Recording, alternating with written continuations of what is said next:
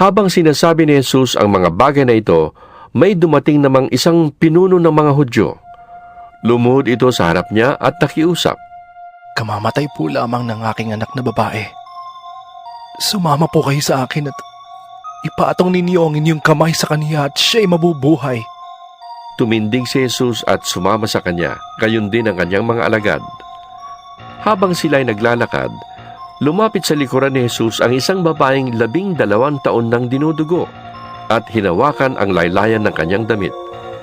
Sabi niya sa sarili, Mahawakan ko lamang ang kanyang damit, ay gagaling na ako. lumingon si Jesus at pagkakita sa kanya ay sinabi, Anak, lakasan mo ang iyong loob. Pinagaling ka ng iyong pananampalataya. Noon di gumaling ang babae.